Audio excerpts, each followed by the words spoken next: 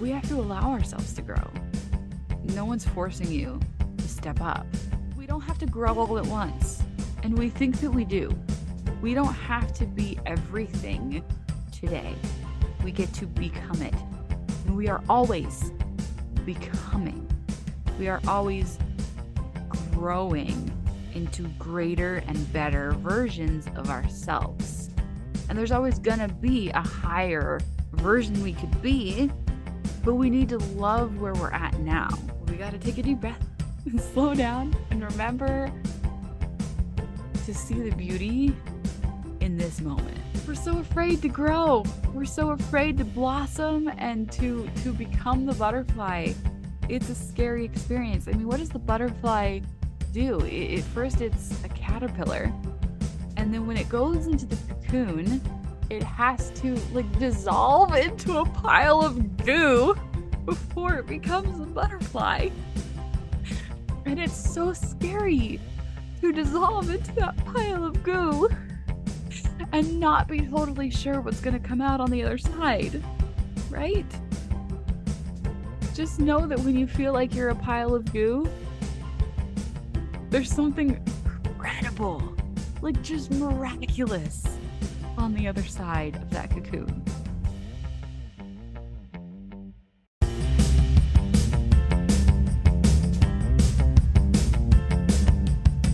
Get ready to love everything I am. All I want to be and understand. 'Cause I won't dim my light for no one. They told me I had to pick one thing. No.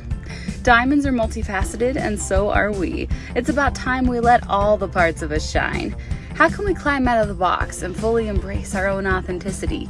I'm Kara Lee, and it's time for the Multi-Passionate Mama podcast, where clarity and creativity go hand in hand. Hey everyone, welcome back to the Multi-Passionate Mama podcast.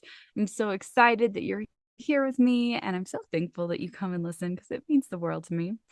Today, we're going to talk about surrender, and we're going to talk about, I'm going to tell you my story because it is another solo episode today, and I have a journey that I've been on over this summer that I want to share with you. I've mentioned this a couple times, but I have been officially hired as an adjunct makeup professor, which means that I'm going to be teaching the beginning makeup course for the theater department at BYU, which is the college that I graduated from just a few years ago. And this has been a really interesting journey as I've gone through this hiring process, but it wasn't really the hiring process that was so fascinating. It was really the emotional journey that I went on because there's a lot of reasons, and we're going to go through them as we go through this episode, because I wanted to, kind of explain and talk about where my beliefs were, where my hangups were as I have been called kind of to step into this role, and how it has kind of made me grow. And I haven't even started yet. The day that this episode airs will be kind of my first day teaching, sort of. It's kind of the day after. I'll explain it. It's a little bit complicated. And it might help to understand that this wasn't really something I was looking for. I was not applying for jobs. I was not looking for a career as a professor. I was not looking for a career in makeup. If you've ever looked at my bio or read my bio, I don't put makeup artist on my bio. I have never officially been a teacher. I have taught podcasting for the last year. I have been a coach, but my last real job in any sort of corporate setting was as a Costco sample lady almost 16 years ago. And so I have felt very intimidated stepping into this. In some ways, I have felt like, wait a minute, this isn't the direction I was planning on going. What's happening here? So let's start. We're going to start a little bit back. We're going to start with um, I went to college initially intending on studying opera. I wanted to sing and do music, and then I didn't get into the School of Music when I was 18, and then I got married and had kids, and then I came back 10 years later and I auditioned for the School of Music again in 2018, and I again was not accepted, and I was totally devastated, and it was a whole thing. And this time I was already nearly completed with my other degree that I had been pursuing sort of online, and I kind of was a BYU student for like 12 or 13 years, like for a really long time. And that degree was in family studies with an emphasis in home and family living. Well, home and family living with an emphasis in sewing. So I was studying sewing. That was kind of the emphasis, but I had a lot of like research, and I didn't love the degree program. And it really said to me personally, like, this is the degree you're pursuing because you weren't good enough to be a singer.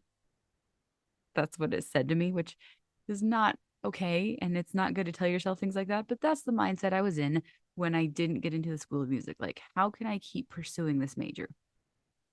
So I had heard from the sewing professor that there was another degree program that was in costume studies, that was in costume design over in the theater department. And I never understood quite why the sewing department was different from the costume design major until I requested a double major and I applied and was accepted as a double major student, which doesn't happen very often. Like when I did the application process, I was way over the credits that you're supposed to have as a double major. And they also told me that most people don't get accepted as a double major, but for some reason they were like, yes. And they let me be a double major, even though I should not have been accepted or approved. They said yes. And I got to be a double major, even though I was like a super duper duper senior. And I had 3 kids with special needs, and my life was insane. I got to be a double major doing costume design in the theater department. But kind of like well, and then it turns out that the costume department, the costume design major is mostly drawing. It's mostly like art. We didn't do any actual sewing in that degree field, which was really interesting. So those are my 2 majors, was the costume design and the sewing major. Those are my kind of my 2 degrees. But the sister major, or the sister like field of the costume design program, was the makeup design.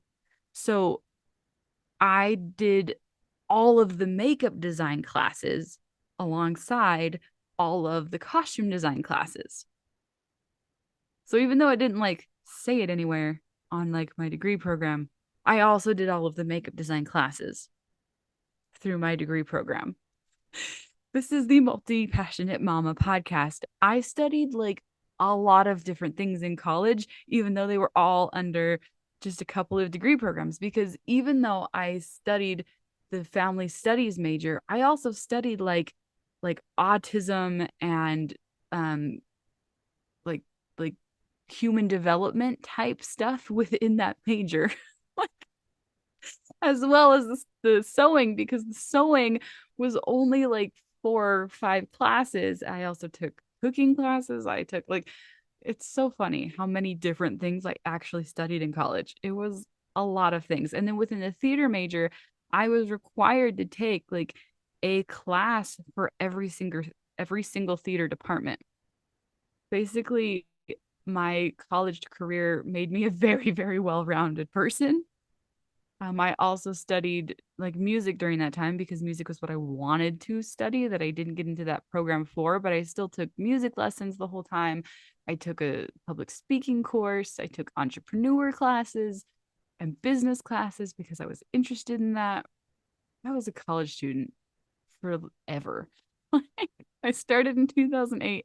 I graduated in 2021.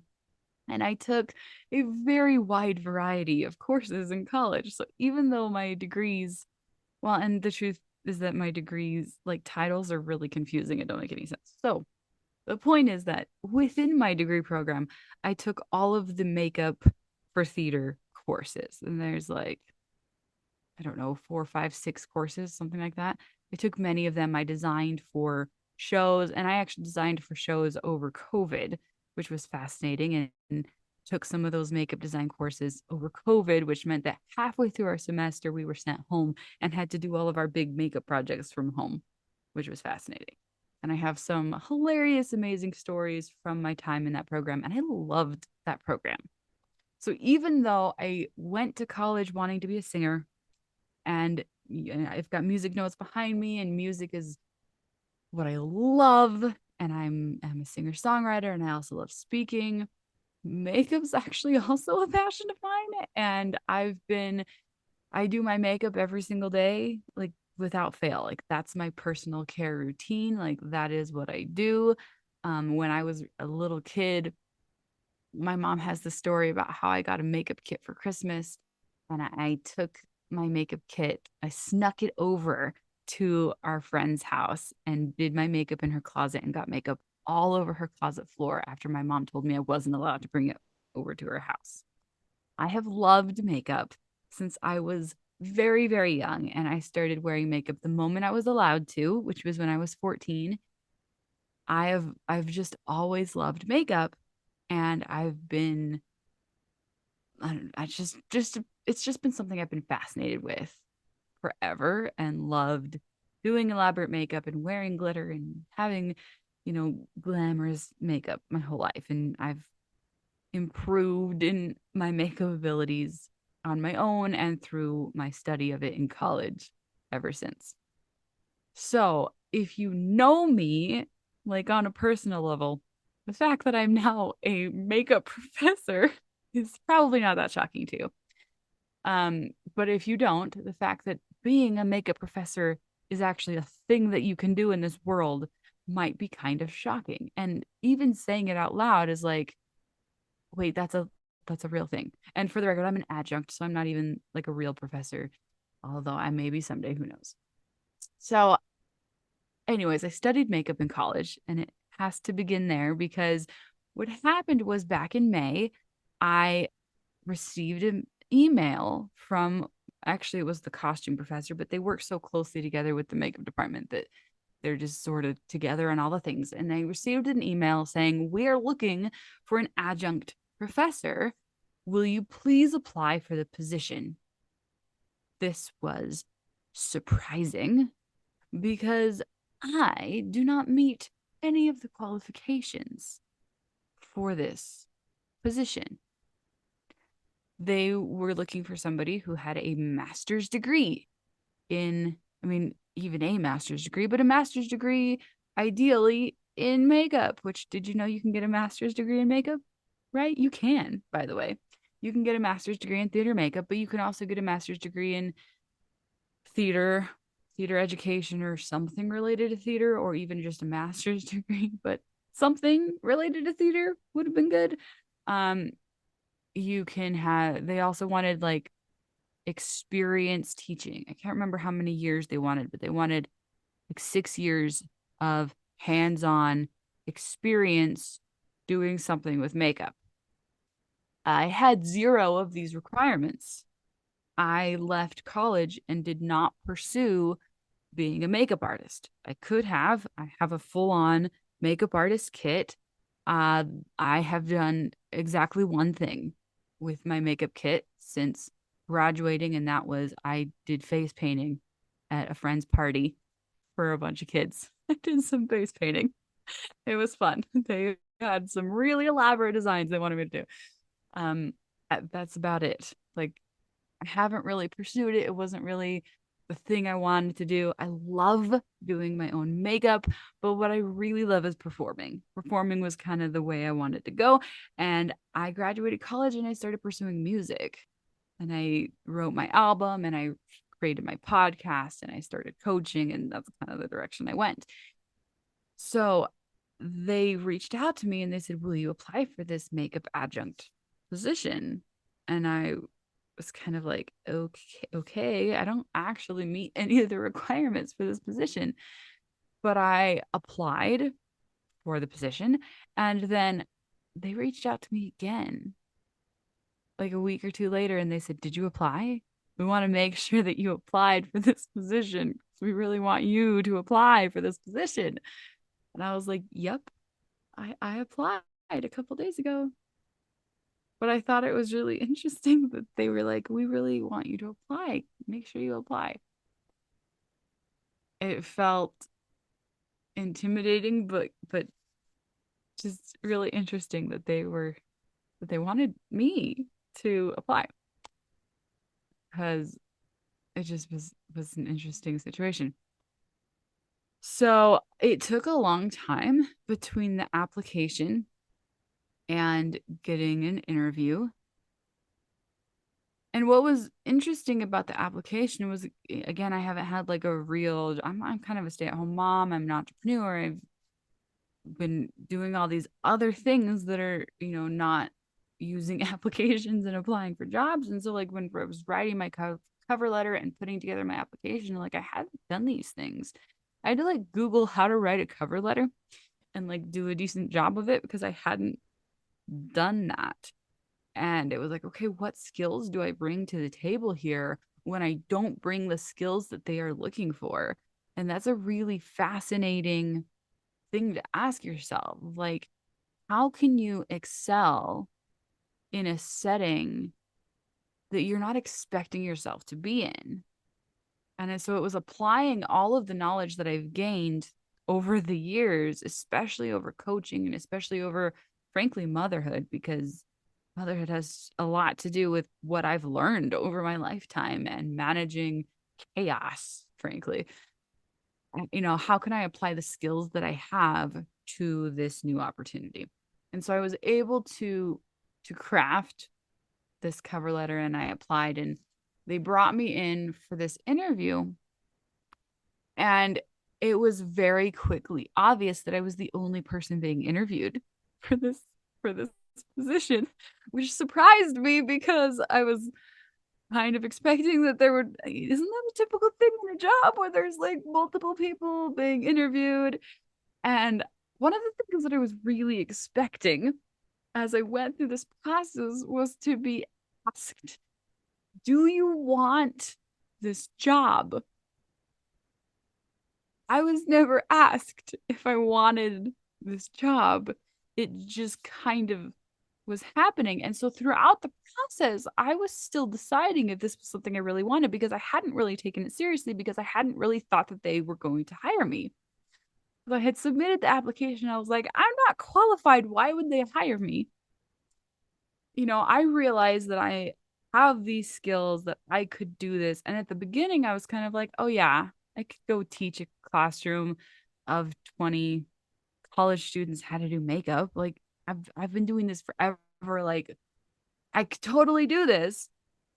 And it's not a big deal.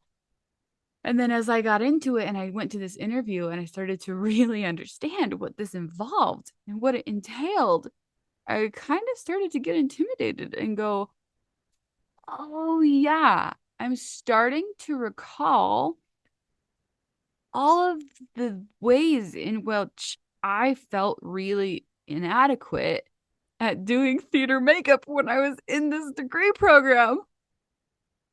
And it was like, do I remember everything that I was taught in college?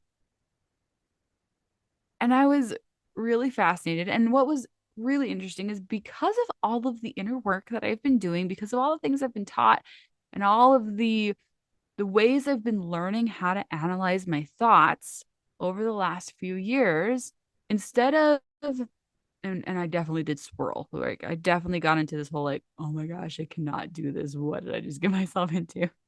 Because again, they never asked me like if I wanted to do this job.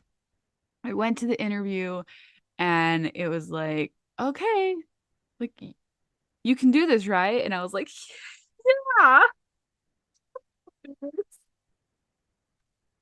as they're asking me questions like, do you think you can manage these students, with all these different learning styles? And I'm like, yeah, I can do that. That part doesn't worry me. It's the doing of these skills that I haven't done for like 4 or 5 years that I'm not totally sure I ever mastered that well in the first place. I can do my own makeup great. If we're doing a test of how well Carolee could do her own makeup, I'm gonna pass. But if we're going to have a test on how well I can do somebody else's makeup in front of a whole bunch of people, like, how well can I do old age makeup to teach 20 people how to do old age makeup? I don't recall myself being the most amazing old age makeup doer in the first place. I remember barely being adequate at this skill set. Like, I don't Like I was going, I don't know that I feel totally competent at the makeup doing part of this. The teaching part, okay, I'm teaching all the time.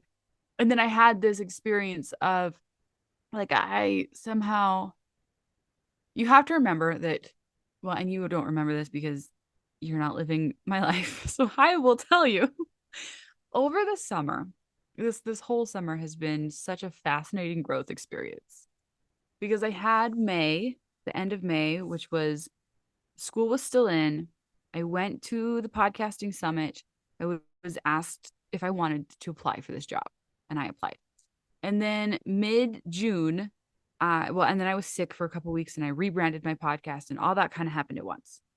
And then mid June, I got this concussion, and I was like, "What happened to my life right now? My brain stopped working." I was laying on my couch with this ice pack over my head all day trying to keep my boys from killing each other, sending my other two to the library so they could just stay apart, and trying to just exist with my brain on ice for weeks and then a month. And then I did this interview probably a month out from the concussion. And I'm like, I'm normal. I don't have a concussion. I'm fine. That was kind of my like, I can brain. It's fine. It's all good. Like, because I had given myself this deadline of like, okay, I've had a concussion for a month and the concussion's over now. Like, I'm better. Everything's great and normal. I did my resting. It's over. But like, how much was I really like allowing myself to recover? I tend to not give myself enough space and enough recovery time. And I think a lot of us maybe can relate to that. So I was trying to do all that. Plus, summer is overall just an overwhelming time with the kids being home all the time and frankly, just getting yelled at by Josh pretty much all day, like pretty much 24/7. He didn't want to do anything else but just yell in my face about whatever thing he was obsessed with at the moment. And that was hard and that was difficult. And all these things and all these complications. So this opportunity is presented to me, and I'm like, is this what I really want? Is this what I really want? Do I really want to teach makeup? Do I really want to become a professor? That's not really where I saw my life going. I'm an entrepreneur. I've been saying that I'm an entrepreneur forever, for like 15 years. I've been that's the identity that I have put on myself is I'm an entrepreneur. And I decided a long time ago that entrepreneur was the only thing that would work for me as a mom. That when I quit being a Costco sample lady, the entrepreneur was it for me. And so I had this kind of identity crisis of how how can I let go of the entrepreneur identity and step into being an employee? That was really hard for me. But I've been working on looking at those thoughts. And yes, I swirled because of the concussion. And because of the summer and the yelling and all the things, life was chaotic because life gets lifey, right? But taking a step back and looking at those thoughts is so important. It's so beneficial to go, why? Why am I so afraid of spending 10 hours a week being an employee? Why does that scare me so much when this is a wonderful opportunity that has been presented before me? It's such a gift. And I'm not sure that I want it. And that's kind of where the topic of surrender really comes up. Because I think really often in our lives, things don't go the way we plan. Like they really don't. Like the concussion was not something I planned, and being sick was not something I planned. And then there's just life throws things at us in ways that is very unexpected. And if we can change our perspective, and if we can look at those things and go, oh, this is all for my growth and learning. This is all so that I can become better. Everything that is handed to me is for me. Oh, this is for me. That doesn't mean I have to choose everything thrown at me. That doesn't mean that this opportunity is something I have to take, but it changes my fear of it. Because if I'm acting out of fear, then that's not good. I don't want to act out of fear. I want to act out of love.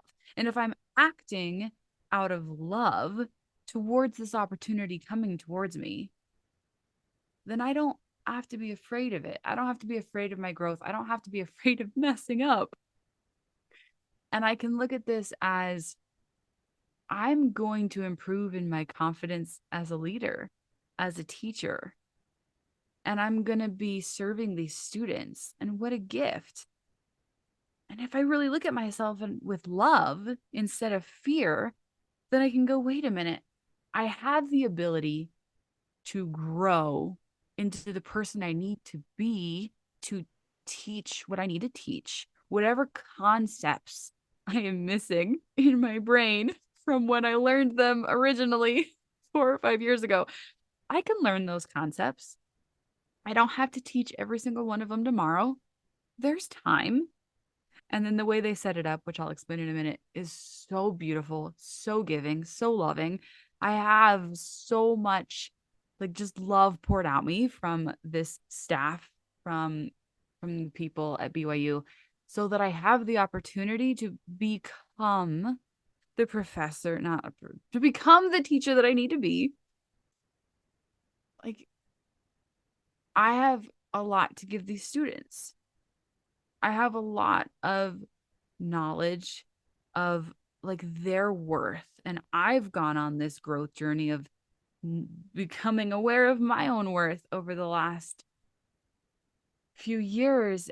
And if I can help them know more about their worth and about how loved they are, then maybe that's all I really need to do.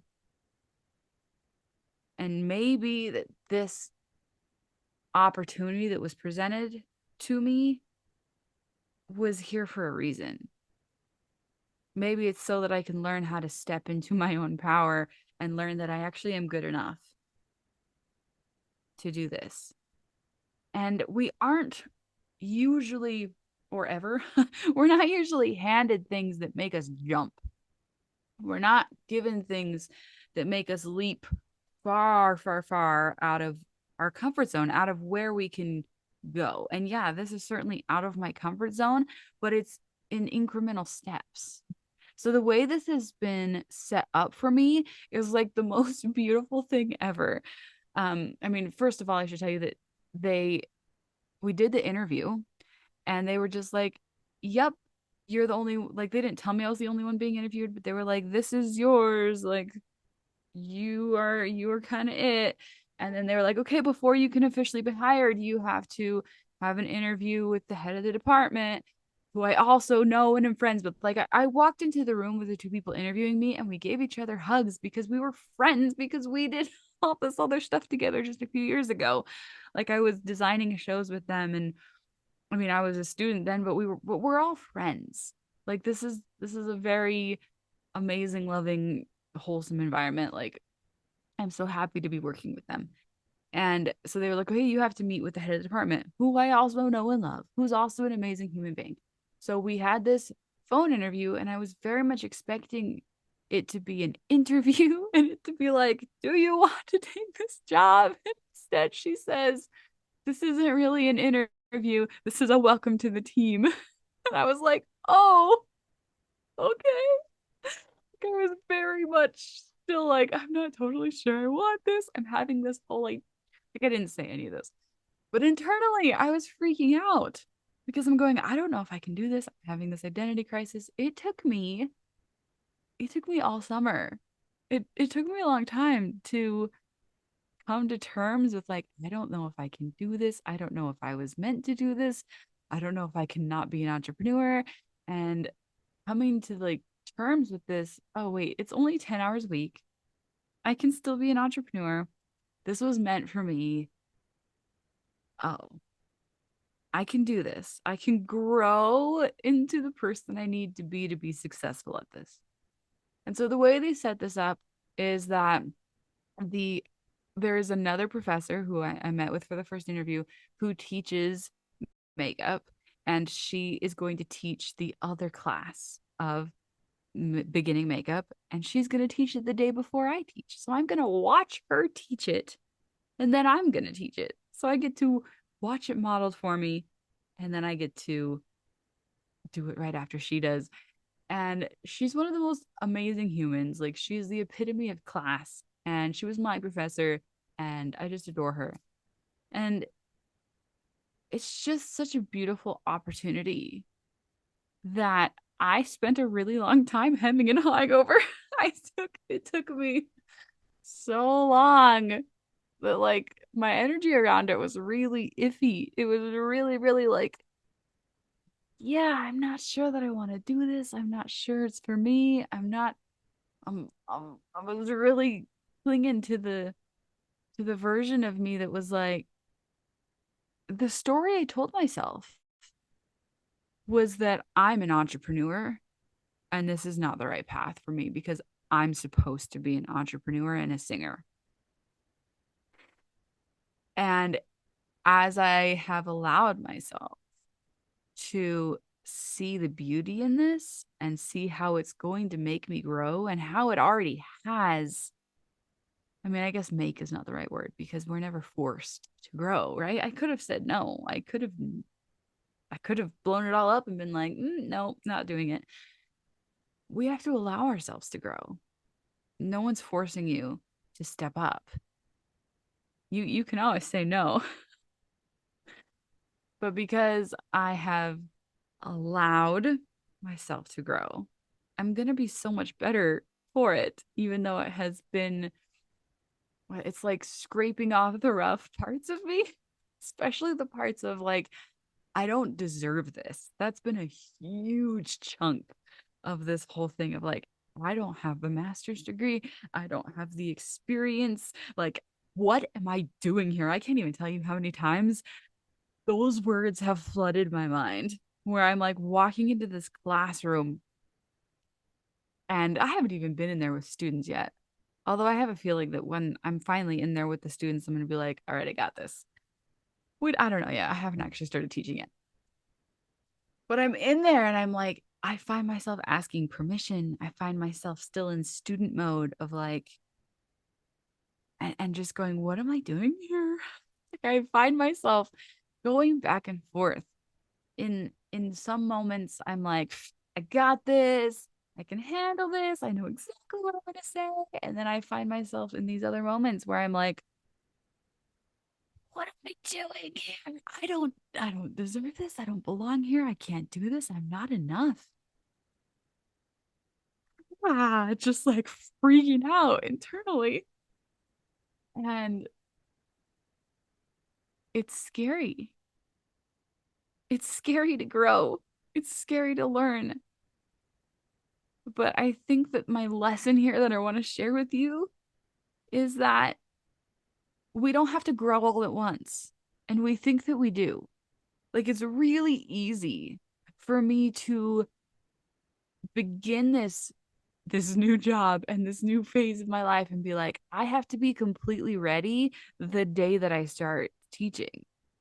I have to be completely ready to teach college students. Like, what the heck? I have to be completely ready now. But I don't. I just have to be ready for day one.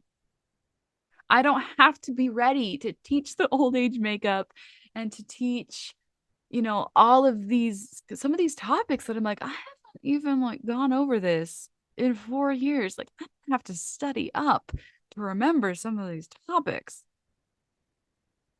I don't have to be 100% ready for the entire semester today.